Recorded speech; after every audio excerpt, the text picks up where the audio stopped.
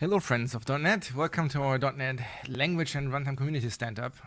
Today we want to talk about planning for .NET 6. I guess we start again with introducing ourselves. So my name is Immo Landwerth. I am a program manager on the .NET platform team, focusing on anything related to libraries. I'm Kathleen Dollar. I'm a PM.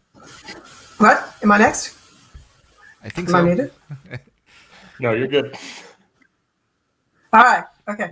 Anyway, I'm Kathleen Dollard. I'm on the PM. I'm on the .NET. I'm a PM on the .NET team. I'm sorry, that threw me off. All right. So there we are. Okay. I think I'm going to turn my lights on while they're introducing themselves. I'm Phillip Carter. I'm also on the PM. I'm on the .NET team as a PM, doing languages and tooling work for languages. Yeah, and I'm Rich Lander. I'm on the also on this same team. I work with all these fine people trying to make .NET a great product. I like to think we're succeeding at it. Yeah, that's what we're going to talk about today, right? Yeah, I just want to say that my internet is out. So I'm on mobile, T-Mobile internet today. Okay. So if things are not good, I apologize. Yeah. We had a little wind here, so there's been some spotty outages. So yeah, I just live a few miles from Rich, but I'm good. Philip, there's no hiding. Yeah. No, my camera's showing me is all fuzzy. You are fuzzy. Put my finger in front of it, like maybe it'll like recalibrate it. Yeah, it's probably the focus. I think it doesn't focus on you. It focuses on something else. It's not that bad. Computer. Okay. How about we get on topic? Yeah, really. We Right, meant so like- to be fuzzy. So what are we talking about today, Immo? Yeah, so today one of the things we want to talk about was the planning stuff. So we, Yeah, definitely. of course, plan our product. In the past, the way we have done our product planning is internally we use Azure DevOps because we had the ability to actually create hierarchies and link items in a sensible way. But the problem with doing that is that only we know the plan, right? And it's generally hard to share plans statically, right? Because plans tend to change over time. So if we publish a blog post and say, here are the 12 things you want to work about. That's cool, because at the time we publish it, that's accurate. But then probably the very next day, something in the plan has changed, right? And the product is pretty large. Many people are working on it, so something is always going to change. And so what's new for .NET 6 is that we actually do our planning in the open. So you can actually go to GitHub and you see, generally speaking, issues in all, in various repos that represent what we want to do. The way we do planning usually is that, as I said, we use kind of a tree kind of representation where we break the product down into areas. The most high-level thing we have is called themes, which is kind of a very high-level description of an area that we want to invest in. And then under that, we have what we call epics, which is basically just a bunch of work bundled together. And then under epics, we usually have user stories, which is basically, traditionally the way people think about individual features, right? Where we say, product does X, Y, Z, or as a user, I can do X, Y, Z, so that some goal, right? And they're all GitHub issues. Unfortunately, with GitHub issues is that they're not tree views, right? So it's hard to get the holistic picture. So the other thing we have is now a website called themes.net that you can actually go to. It's a website that anybody can access, basically. And it shows you the tree representation, and you can search on it, you can filter it, you can see what our current situation is. And so what we want to do here is we want to today kind of walk you through what we have in here so you get an idea of what we plan, right? But before we do this, I want to reiterate that this is a plan. This is not a committed, we will definitely do everything we show you today, because we're still early on to .NET 6, so it's completely possible that we cut entire areas because priorities shift. It's possible that we add things. It's possible that we change the things, right? So if you want to stay connected, again, they're all regular issues, right? If you click on any of those, it directly takes you to GitHub where the issue is. And then, of course, here you can subscribe and stay in touch with what's going on with that issue, right? So this is not some static thing. This is an actual representation. And as a bottom, you can see, it's pretty accurate in the sense that every time something GitHub changes, the website also updates. So you basically see the real deal here. So I guess what we want to do now is just walk the list top to bottom, right? So to give you an idea what's going on. Phillip, I think you were the one talking about the first one, right? Yeah, absolutely. Go ahead, expand that button. All right. So you'll see there are several. This theme is called .NET Appeals to Net New Developers, Students, and New Technologists. Sort of the high-level reason for this thing existing is, we've always tried to make .NET easier over time and, try to improve it, but we've never really had like a concerted effort over the course of an entire release cycle where we're specifically going after people who have zero experience with .NET, C#, F#, anything like that. We've always kind of made sure that we do stuff to be as easy to use as possible for those people. But we've never said, okay, like this is a foundational goal of this release. That's what we're doing this time, because we basically think that .NET is, there's plenty of places where it can be improved, of course, but it has a lot of success in the enterprise, a lot of success with professional developers, and we want to keep doing that. But we want to try to mint new .NET developers who may have experience with a totally different stack, or they may be learning how to program for the first time. And there's different ways to think about the product and different things that we go off and do based off of that. So you'll see some of these are listed as proposed and some are listed as committed. I'd also wanted to sort of reiterate what Immo said, is that the only constant with this is change. Things that are committed, they're highly likely to continue to be committed because we don't like to flip that switch arbitrarily. But they may still shift around as things change. We may find that something is really challenging to get done by .NET 6, and it may not be possible to get it done at a level of quality that people expect. And so, we're trying to be very careful about flipping the switch over to committed as we go here. So the first one is comp sci 100 to 200 level classes can be taught entirely in .NET notebooks in VS Code. This is relating to a product that we have that's in preview right now called .NET Interactive, and it surfaces in Jupyter notebooks and Visual Studio Code notebooks. It allows you to do interactive programming in C# or F#, but as a notebook-based environment. So you can execute cells of code. You can just ad hoc include packages. You can visualize data with a plotting library or with or with some built-in visualizers. There's like different kinds of visualization tools that we have there. And this is an extremely compelling environment for education because let's say you're learning about data structures. Well, there's like text, and then there's always going to be like code about data structures and algorithms. But it'd be great if the two are connected to each other and you can execute the code and see exactly what's being described. There's also then ways to sort of automate execution of those notebooks so that you can imagine if you're a student, you can have a notebook that you fork like a notebook, and then you say, okay, well, there's a bunch of blanks that you have to fill in. You have to write the code that actually does what it's supposed to do. And then you write that code and you execute it. You can test it interactively. You can submit that notebook, and that can be automatically graded against a known good notebook. That's kind of a high level of some of the stuff that we're looking to get accomplished there. And so there's two parts to this. The first is making sure the product is in a good enough state to be used in educational environments. And then the second is working with educators and content developers to have content about .NET for people who are learning how to code. And that kind of dovetails into several of these other ones where we say necessary tools are easy to find, install, and immediately get started. And conceptual computer science learning in .NET is more interactive and easier to acquire. And then the last one, developers can be successful creating their first project using tools. These are sort of riffs on one consistent thing, which is that to get started with .NET and really any technology stack, you have to set up your environment. And environmental setup is something that not really many people like doing. It can sometimes be complicated. You have to understand some abstract names and some versions, and that might not make any sense to you at all, especially if you're first starting out. And you're like, well, hey, I thought I was learning how to write C#. Why am I spending an hour installing versions of these things on my machine that I don't even know what they are? It'd be nice if I could just click a button and have that stuff set up on my machine.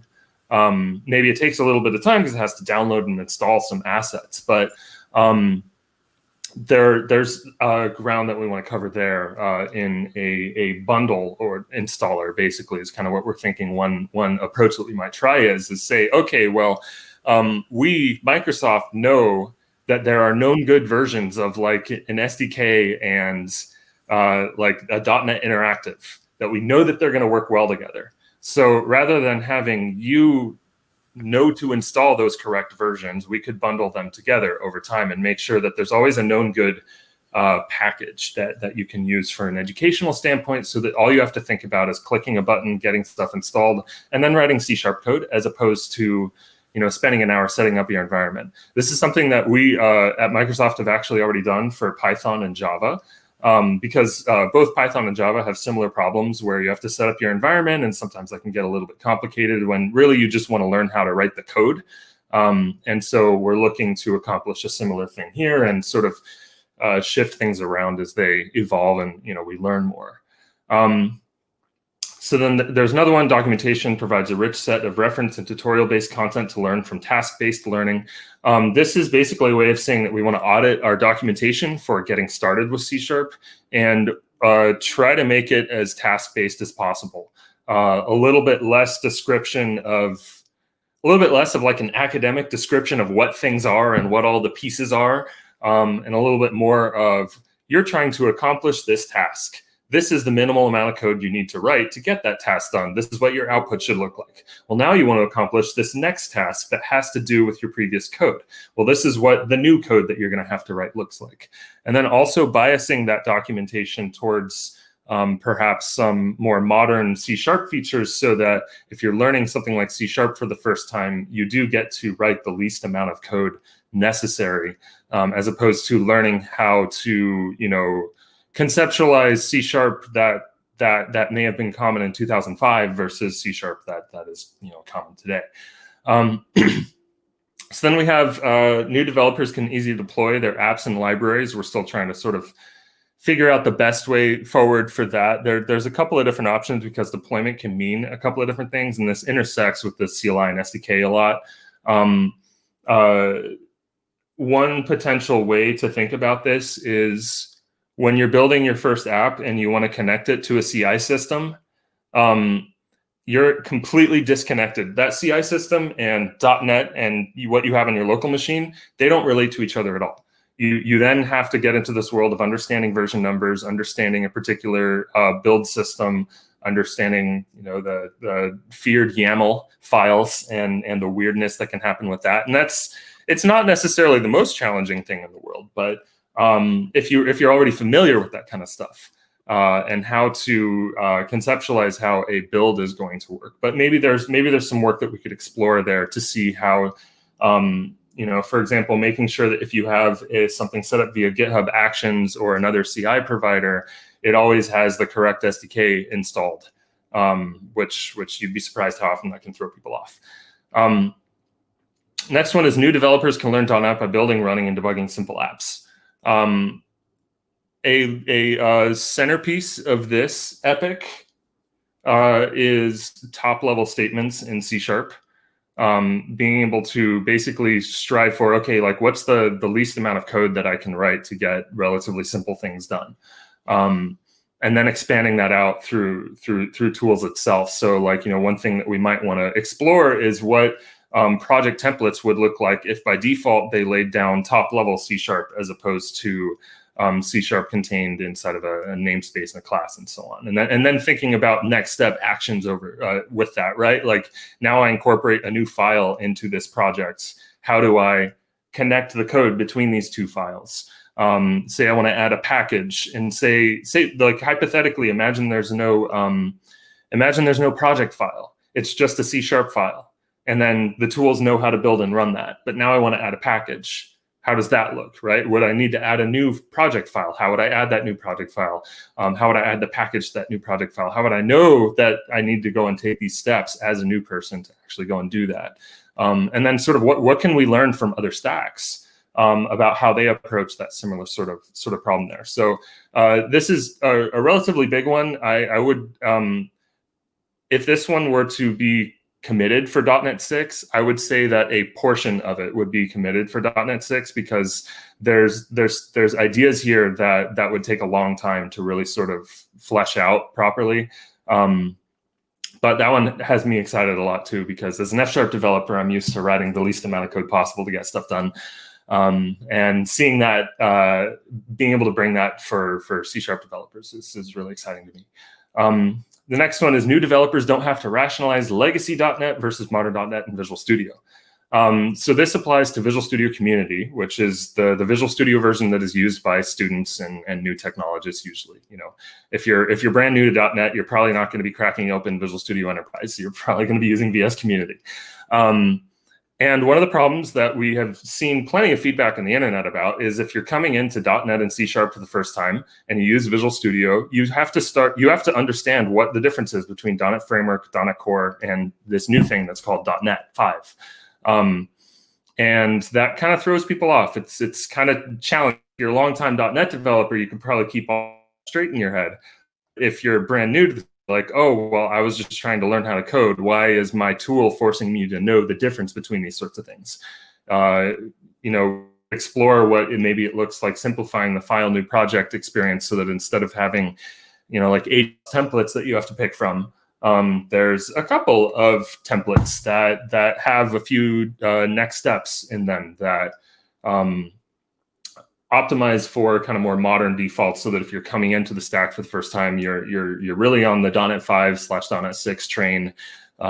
You are building modern apps, and you don't have to worry about different technologies like different desktop technologies, WCF, different older web technologies, and so on. And so those older kind of projects would obviously still load, and you'd be able to use them just the same in VS Community as you could before. And that this would only be a VS Community thing, but we're kind of interested in seeing what we can do there. And then the last one, next step tasks are easy to discover and are intuitive. We're going to have to see what we really want to do about that, because there's not really a whole lot of work related to that. It's about what we call like second level files, like, for example, adding an editor config to your project so that you have consistent source code formatting and that you can have a formatter that runs, in any environment. In terms of engineering work, that's actually probably pretty simple to do, like the .NET new editor config, but there's like thoughts about like what are the right next level files, like what actually does make sense to go and do, and what does pulling in additional tools that help you in writing your code look like, right? Like, .NET Format is a global tool that you go and install, but I don't think most people know about .NET Format. What can we do to change that? So that we have a sort of world similar to like the Go stack, where every Go developer knows that eventually they can go acquire Go FMT, and they just get automatic code formatting when they save stuff on their machine. There's a lot of options for us to explore for that kind of stuff. So Hey, Phillip, can we just pause for a sec? I think we're maybe going a tad bit too deep, because we're gonna like totally run out of time. Yeah, well, I'm done. So I think the next one, I think these others we can both be more conversational about and be a little bit more high level, so that we can get through most of them. So the next one is great because we all have a little bit to contribute on this one. Can I say one more thing? Yes, Rich, you can. Yeah, so I agree with everything you just said. I think the other thing is it would be really good to note the places where we're still looking for feedback. Oh yeah, it's like, yeah. Awesome. Yeah, I mean, we're looking for feedback on everything, we are. To be clear, but there might be ones where we're especially looking for feedback. Yeah. I would say that if you are somebody who is teaching people, especially in a community college or university setting or high school setting, and you're teaching .NET, that reaching out to folks like Phillip, he's a great person to reach out to, or Scott Hanselman would be great people to connect with and kind of be on their short list of people to run things by. That's definitely something we're interested in.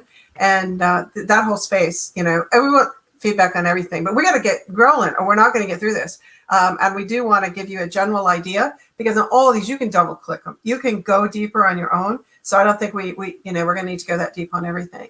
So if you look at the client app experience, we're looking at some distribution issues that we want to get solved. And then we're going to be doing more work to get Xamarin fully onto the .NET platform. So, for example, right now there's issues in installing. We've had some underpinnings in place, but it's not really kind of up and running yet. That's the area that still needs work to get the Xamarin vision into .NET 6, which is definitely the goal. And that's kind of the high level of the client app development. Do you guys have anything you want to add to that? All right, because if not, we might as well go on to cloud native, which I think Rich can lead us on. Yeah, so I think the top level frame there is, we've tried to build a cloud native application platform since .NET Core 1.0. So this is, just continuing on that plan. I think the difference here is that where we started was like a very general idea, and now where we're at now is very much more focused on, like, I guess, three things: containers, container orchestrators, and then the last one is about components that people use, commonly that people use. That's what the .NET developers can use common cloud native OSS is about. And so we basically have a set of projects across the entire stack oriented on those. So, like, for example, the first one is oriented on, like, when you use Kubernetes, you're often defaulted into CPU and memory limits. We did a bunch of work for that in 3.0, but it's not as sophisticated as we would like, and that we've gotten feedback along those lines. So that's like one space where we're going to make the product more sophisticated. Let's see. I think both with that one and, say, the ASP.NET performance goals, it's all about not just making the product better, but being able to specify what people should expect when they use the product. We can have a document that says, this is what we tested. Hopefully those are scenarios that have high fidelity with what customers, like .NET users, actually do. And then it gives you some ability to predict what your performance is going to be using .NET in a cloud native environment. Yeah, can I quickly interject? Yeah. There's this question. Actually, no, the question moved on, so now I have to click somewhere else. So can you quickly describe what cloud native is in the first place? Oh, sure. That's actually a really good idea. So what it is about really the native part is actually not super important. It's the cloud part. And so people built server-side applications, with ASP.NET, Java, with PHP, whatever, for like 20 years, say. I mean, it's longer than that, but like, I guess that was super common from the dawn since pre-internet. And those had like a specific design pattern or a set of design patterns that people often used. Often they were like 1 or 2 tier architecture. Often 1 tier. The apps were monolithic. Deployment is something that was like a major chore and you tried not to do often. And there may have been downtime associated with the migration. So as we move to like, certainly through the 2010s, but definitely in the 2020s, the patterns have changed completely.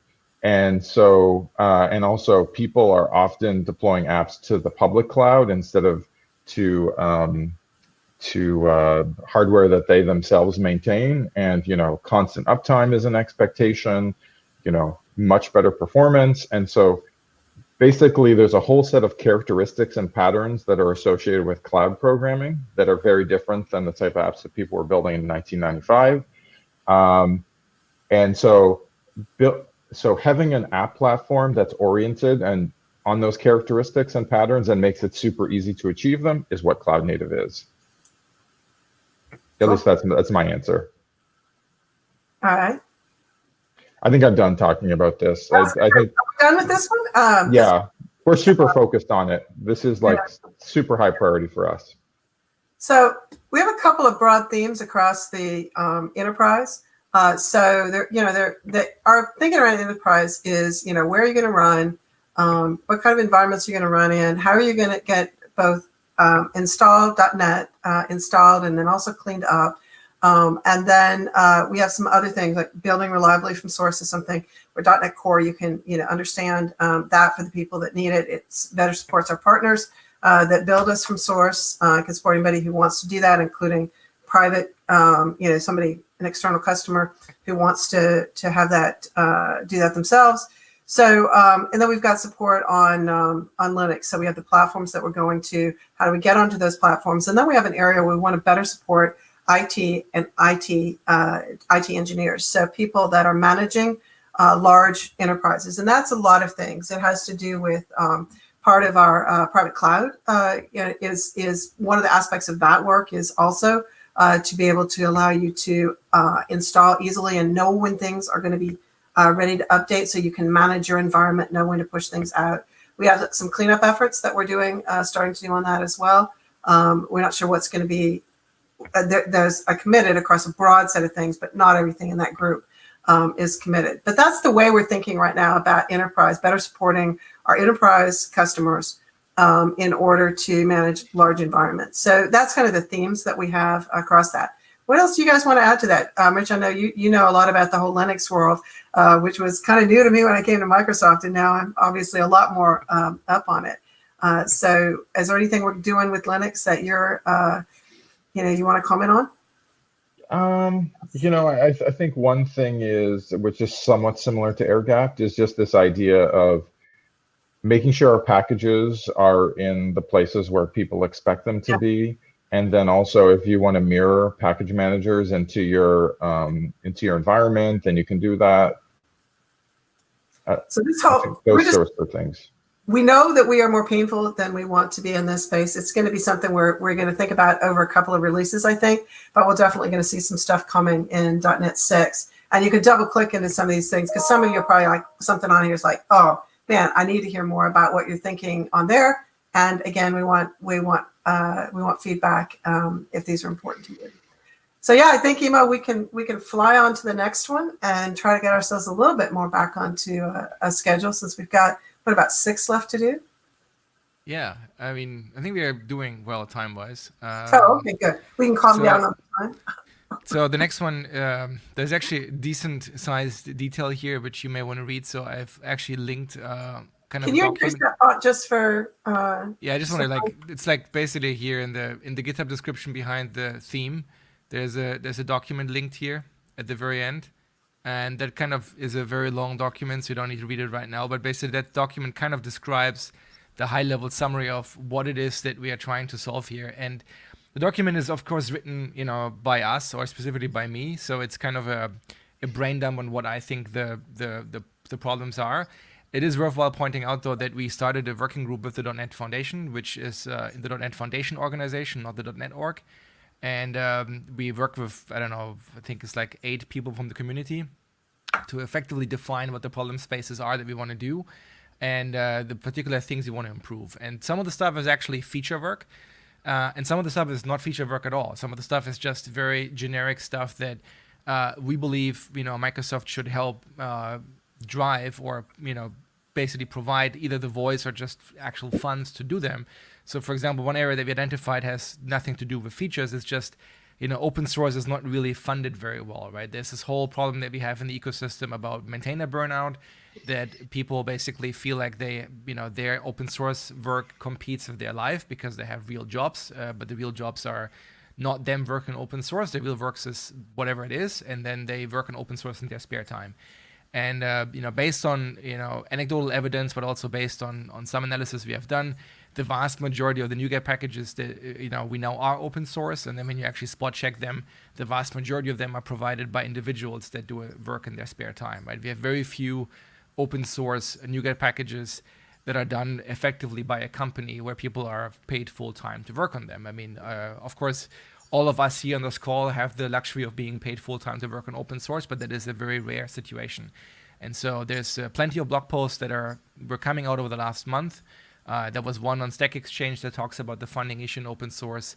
Aaron Stannard has written multiple blog posts over the years about how open source isn't really sustainable. So it's a problem that we really want to go forward with. But then there's also, some cultural changes at Microsoft, right? We have often been we were not open source up until like 4 or 5 years ago, realistically, right? Islands of .NET were, but not the entire stack.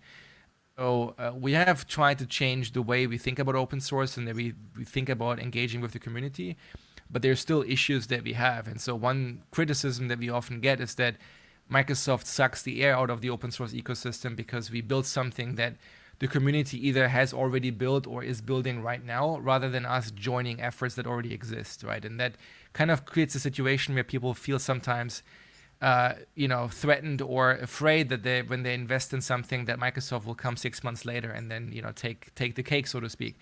So these are the kind of, cultural things that we want to do. But then there's also tangible feature work, right? One thing that we do know is that we have not a lot of guidance or tooling today to build cross-platform packages. I mean, we have, of course, NuGet, we have multi-targeting in Visual Studio that helps with that, but there's still stuff that we are missing, is particularly around validation, right? So if you want to build a cross-platform package or just a package that works on multiple target frameworks, you can make simple mistakes. And we have seen this internally, even with teams.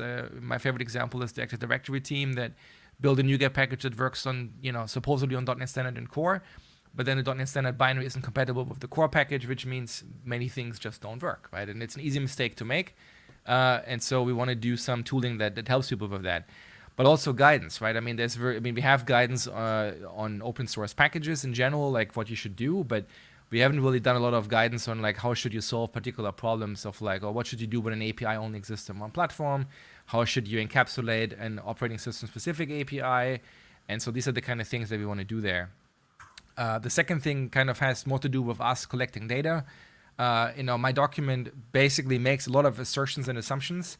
I think they are well informed because most of the people that have worked on this document have been around for a long time. So it's not like we, have no idea what we're talking about, but we don't really have surveys or qualitative data where we could say, X% of our users believe this, right? And so that's one thing we want to do. We also want to share those results. And then the last part is kind of what I talked about earlier, the growing the .NET ecosystem, helping with sustainability, helping with some of the stuff that we do with guidance, and also just changing our own culture to make things a little bit better. So it's a big area. It's also, as Rich said, it's one of those areas where we actually would like to get a lot of feedback on. If you haven't, it would be probably helpful to read the document. I hope the document triggers you one way or the other, positive or negative, because it will, inform our decisions. And I think over the next couple of weeks, we will send out surveys that would be great if you would fill them out. That's pretty much all I have to say on this. All right. So improve inner loop is it's the biggest. It's almost the biggest. I guess there's more on the first one, but there's a lot of depth here. So we can spend a few minutes here, but I think a lot of these things kind of deserve a deeper dive, and some of them are with folks that aren't here. So you'll see words like heart restart and heart reload, and you guys correct me if I don't get this quite right, but my understanding of that is heart reload is when you have a page, and you're reloading just the page. And heart restart is you're restarting the whole application, which is particularly important if you've got something like a Xamarin app or a Blazor app that you need to get the whole thing restarted. And so having to go through a whole pipeline, build pipeline and stuff on that is a lot of work. So we've got some work both at the top and bottom here about making all that process easier so that when you make a change, we have .NET Watch, we have things in place, we have tools to use, but this whole process just runs more smoothly. And so that's one of the big themes across this, because it says just inner loop performance, but that means your performance. It means like how easy is the inner loop for you to use, what happens, to help you out. So we also have performance across all of these things. So we know that the whole launching of apps can get, but particularly at CLI, there's a lot going on behind that. The difference between a build and a publish is not always clear. We have stuff there, the whole launch settings. We have work to do on that. We definitely have just straight up performance that we want to work on. We know that we want to be faster, and there's particular things we want to be faster at. So we have folks that do try to find our worst cases and get those solved, but that's an ongoing process, and we definitely have a lot of investment planned for that for this cycle around. So those are the kind of the big themes that we've got across this area. Is there anything in particular you guys want to talk more about in this space?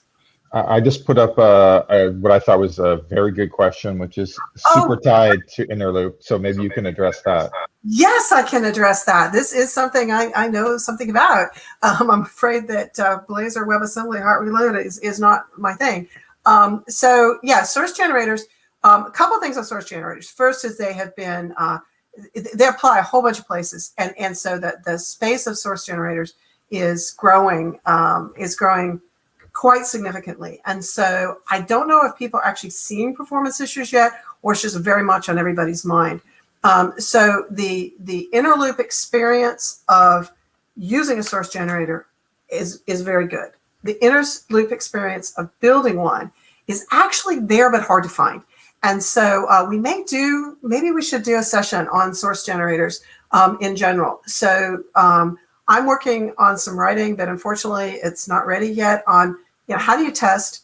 How do you just do both unit testing and then manual testing? So how do you just restart without having to go and install a package and do this whole long, big thing that doesn't make any sense? So I don't know what you have in mind, whether you have in mind, like, what's the experience for the user, which we're definitely going to look at keeping that fast.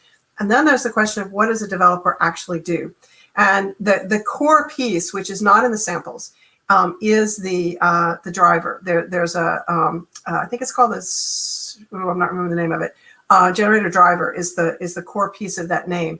And what that allows you to do is to just run the generator in an isolated environment. And so that's the key piece that you have to have in order to set up unit tests, and then just the tests that just when you want to do a manual test to figure out if it's working out okay. I've got 400 tests across my source generator. They definitely can be run. They're all automated. I will tell you that it's a little slow to run them. I've got 200 tests. It takes almost a minute, it takes a minute and a half. I don't know, something there for those 200 tests, because everyone's across a small fragment of code, but everyone has to be separately compiled. Now, your generator probably doesn't need to have 200 tests across, those little chunks. Mine did, and so I've got a total of about 400 tests. It takes me a couple minutes to do a test run, which I think is slow. But that's the only warning I would have, is that you do have to kind of plan your plan around that. And then there is a couple end-to-end tests that I'm keeping bigger than I would do. If I could do 30 small tests, I would have done them. But I only have about 8 large ones because that made more sense. So yes, it's there. We need to talk about it more. That's the bottom line on that. So Kathleen, I'm seeing that. Okay. Yeah. write and use a source generator in the same project. And then he clarifies, or sorry, I shouldn't say he, the person then says Yeah, project equals solution. So I don't know that you actually want to do this. I have an adjacent test project that I'm using for my source generator. I don't know that you want to do this, and the reason is a little bit different than you might expect, which is that source generators that go against a semantic model need a certain amount of coherency in that model. So the syntax model, we have concrete syntax trees. Those syntax trees are going to get loaded no matter how bad your code is. But if you're working against the semantic model, you're often going to have dependencies on the code that you're generating. And so therefore, if you screw up, which you will do all the time writing a generator, and what you're generating is crap, then your semantic model is at risk. And if your semantic model doesn't work, you can't rebuild.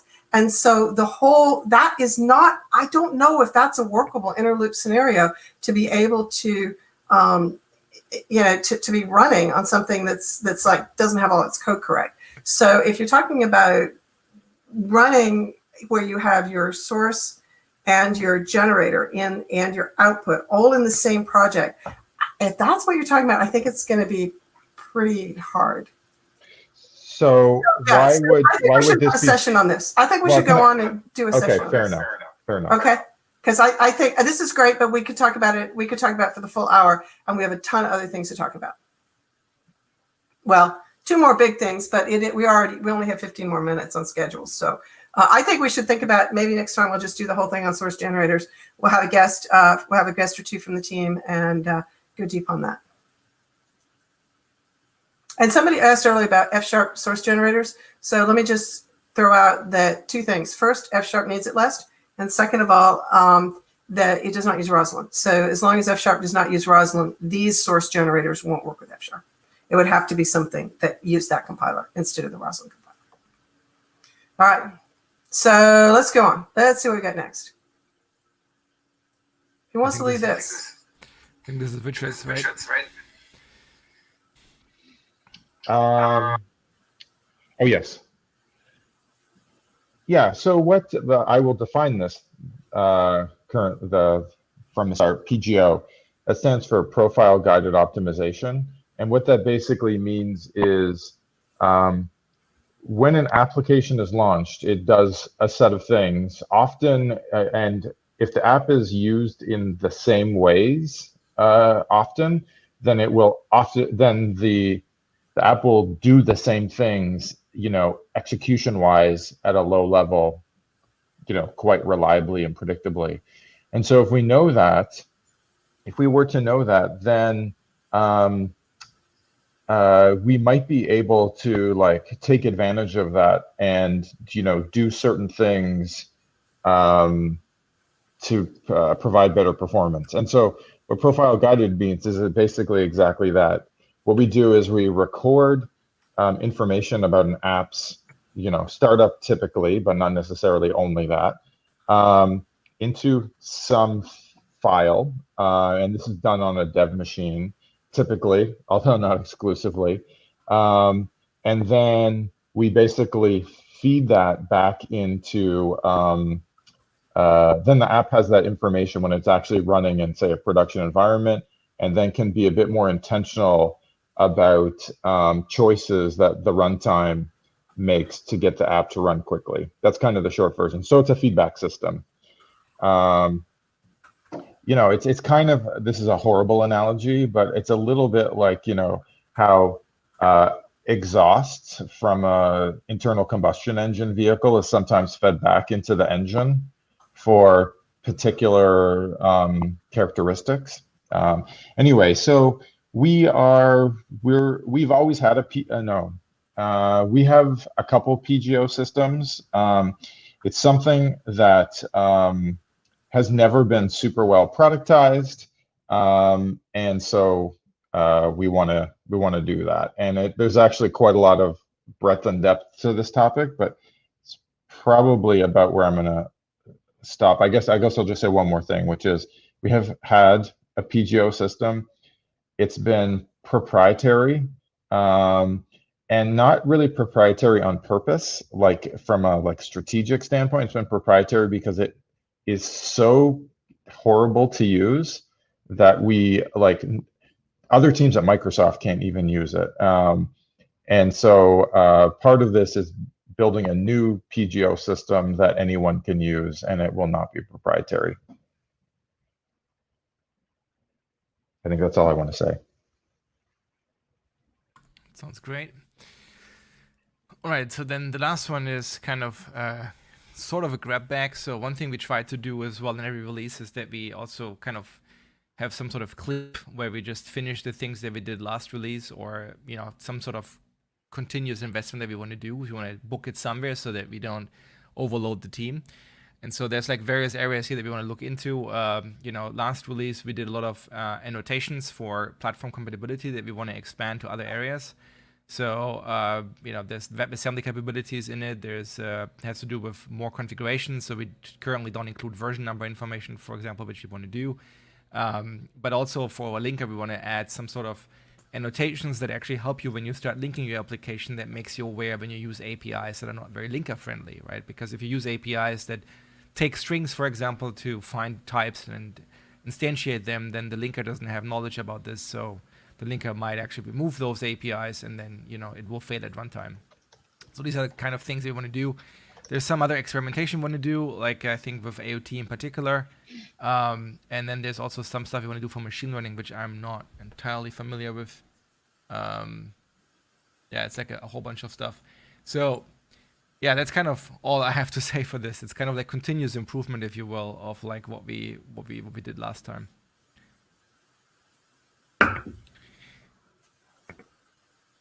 Are there any more questions in chat about planning? I think looking at the commentary, it's very clear, like anything related to linking or source generation probably would require a dedicated session, because there's lots of interest in that space. Let's put that on our schedule, and let's there's a couple of reasons that I pulled the VB source generator, one of which is that I changed a little bit of my thinking around it and I broke it. Those are both two really good reasons, and it deserves more depth. I was just going to do a quick show today. I think we want to go deeper on it, especially with this feedback from people trying to come from D4. And, I want to think through that and give some samples. Let's do that. And then also definitely the whole space of linking, that whole space absolutely deserves a session. Let's put that on the schedule. We have 10 minutes. What are we going to do? We never end early.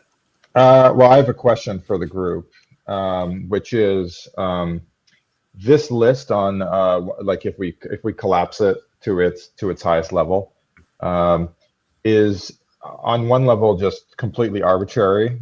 So maybe someone wants to discuss how did we end up with this set of things? Were there other things that were rejected? Why is this the right list for .NET 6.0? That's my question. Well, as folks can imagine, we have a gigantic list of things we wish we could do. Absolutely gigantic. But we can't get it done, and people couldn't absorb it. So, there's definitely a winnowing down that happened. I don't know, Rich, maybe I should let you lead on talking about the process.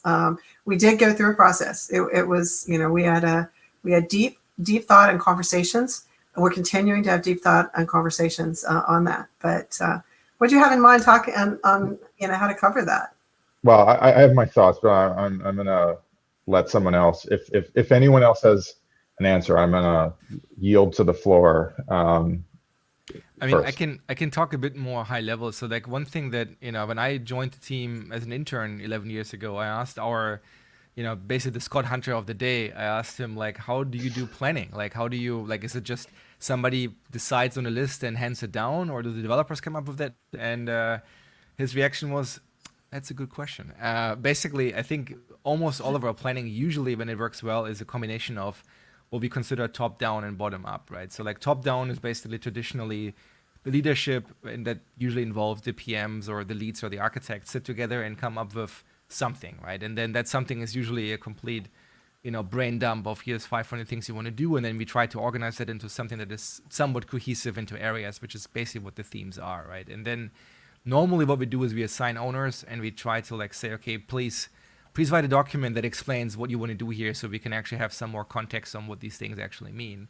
And then, there's reviews of our management chain, and then they decide what they want to fund, right? Like what's actually the thing that makes the most sense for the product. And then usually that is combined with bottom up, right? Where the developers or the individual ICs, individual contributors, they have strong opinions on their own features usually, and they want to, either expand the features or fix issues with it or react to customer feedback. And then very often that results in also items on the planning list, right? And so that's kind of a combination of that. And so that's what we've done so far, and that's what the list that we have. Now, is that the only possible list? Is that the perfect list? Probably not. But like I think when you have a product with several hundred people, I think it's a process that works reasonably well. Yeah. Yeah.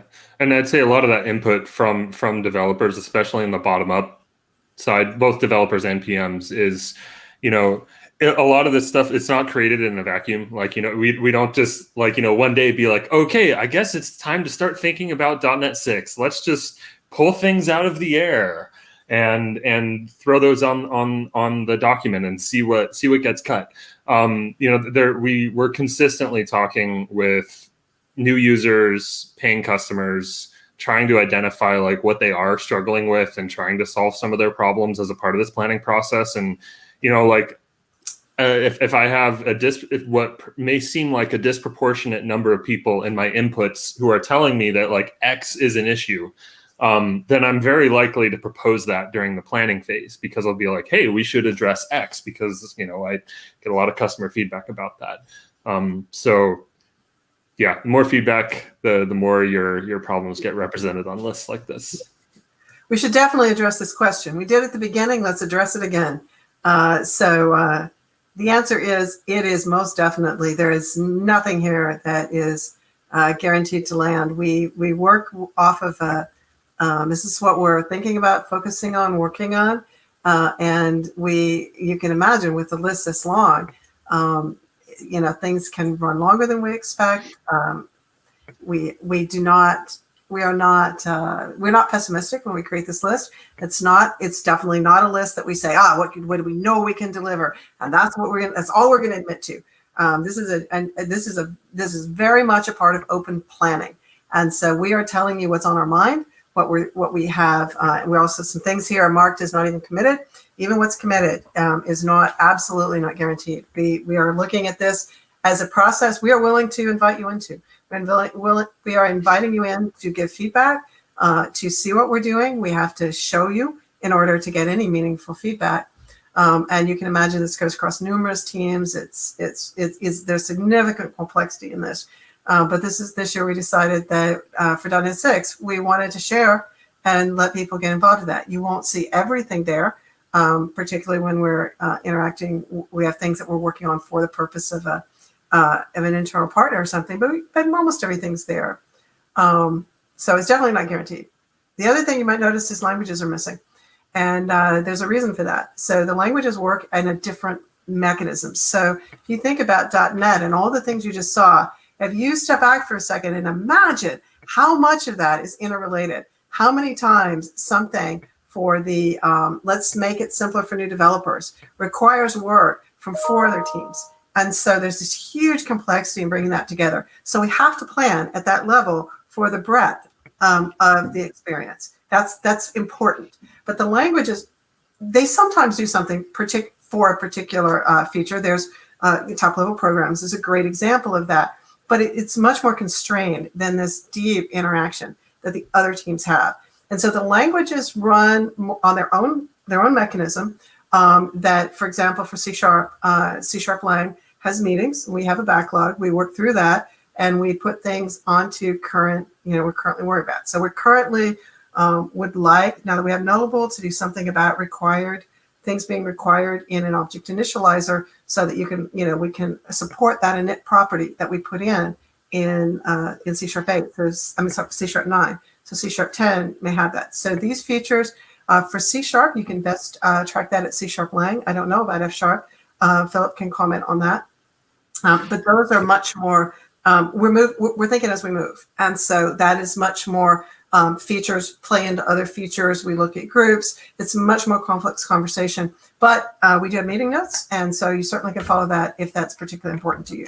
Otherwise, we'll tell you as we get things finished. So another thing I'll call out is we do C#, but it's much smaller than it is for F#. So I'll also say that Visual Studio tooling for .NET is not tracked on here. I mean, like there's a little few pieces here and there that imply Visual Studio stuff, and that is mostly a matter of schedule. You know, the Visual Studio schedule is very different from the .NET schedule, and you know there are points where they align. But Visual Studio tools are bound by the Visual Studio schedule, and so the planning is a very different way to approach things. And so it wouldn't, if we were to try to represent that here, it would probably get very confusing because and we don't really want to confuse people like that. So yeah. Can I provide a couple thoughts?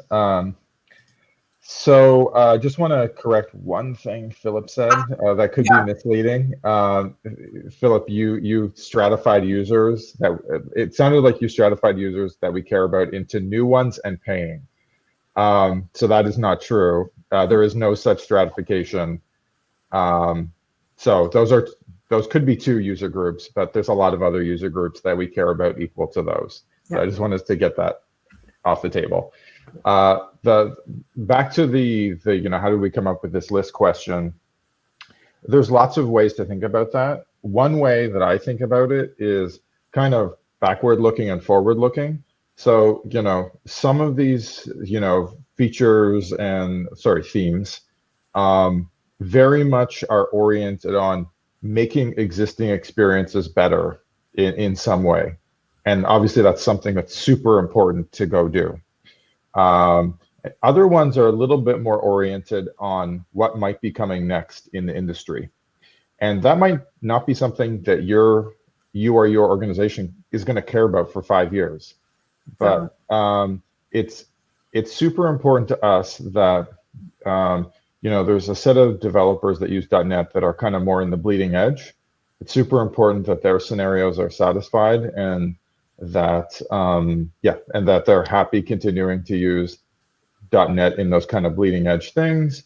Also, we want to be part of the conversation.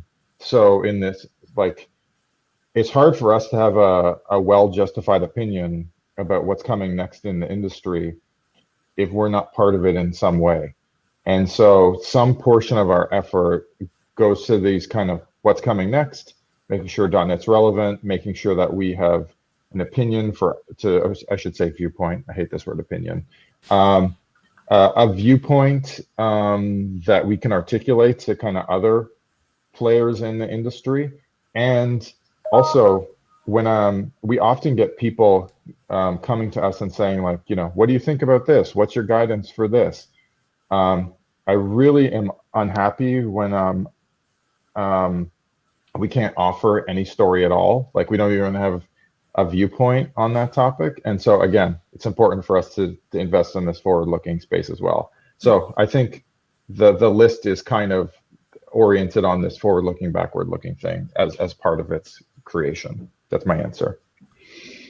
Yeah, it's also important to realize we are effectively a platform team, right? And the reality for platform teams is it's not like an application, right? An application is a bit more, you can be a bit more reactive usually of what your users want from you, because it's also usually faster to do things versus on our end. A good example here is the .NET appeals to net new developer students and so on, right? These are things that, even if we do all the work in .NET 6, this is not going to drastically change by the end of .NET 6, right?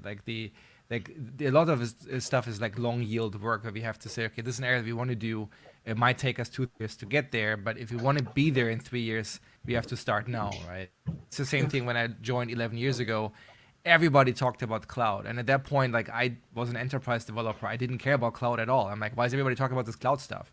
But now imagine Microsoft wouldn't have done this 11 years ago, then we would not have an Azure offering, right? Or we would have one, but it would be tremendously behind everybody else, right? So I think that is one of those things we have to keep in mind, that as Rich said, you may not care now, but you may care in 3 years, and then you're happy that we did it now, right? So that's, I think, the other way to think about that.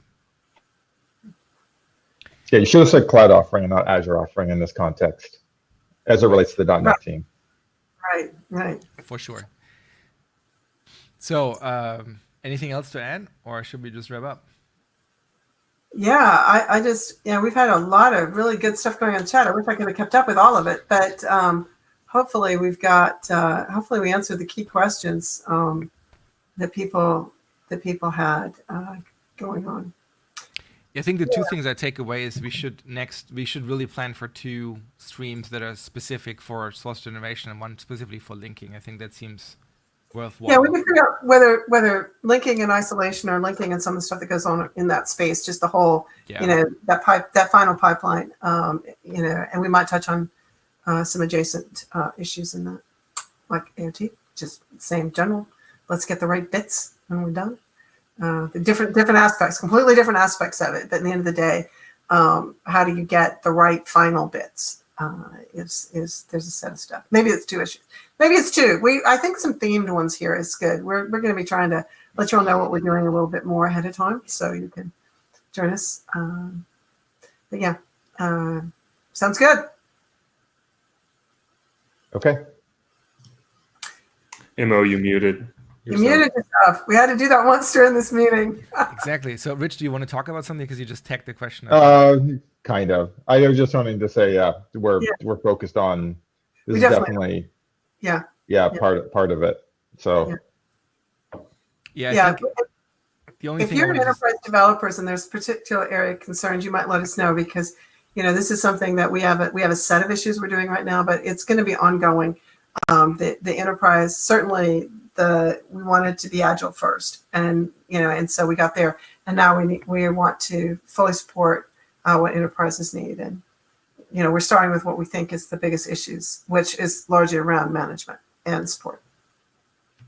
Yeah, the only other thing I wanted to say, I think checked this earlier. Like, I'm not sure we answered that actually, but like I said in the beginning, today we shared a plan, and so like even the things that we marked as committed again is an expression of our plan. Like within our planning, we are committed to do this, but it's still an expression of the plan. So like anything can be cut at any time, right? Because time is finite. We have to ship a release. We already know the date we're going to ship at, and so eventually hard decisions will be made. So no, you cannot sue us for not delivering a feature we promised.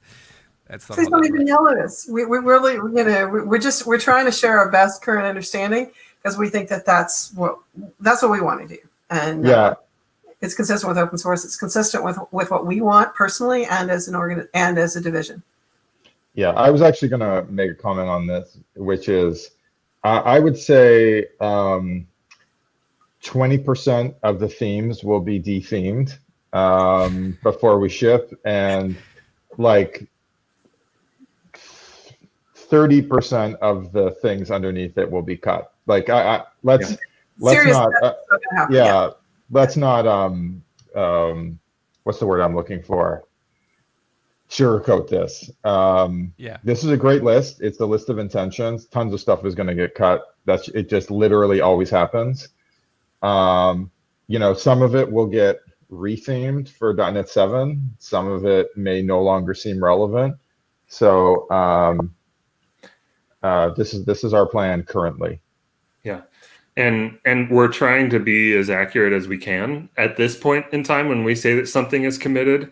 But it's like what, 11 months until .NET 6. That's a long time for the road to be very twisted and windy, and things to happen. Right, and also before we lay out the plan, we don't have that view of things. We don't have that high level view, and then once we have the high level view, then the whole world looks a little bit different. And so right now, that's kind of part of the process to go through to get from this point to to the actual release, which is all you really care about. You don't care what we plan to release, you care what we actually release, which I think drives the question is you wish you could know what we were actually going to release. And we kind of wish we did too, but we don't. Okay. Sounds good. All right, then I think it's time to say goodbye. All right. And then, I think we see each other in, 4 weeks from now, I think is the next time. All right. All right. Bye-bye. Bye-bye. Bye-bye.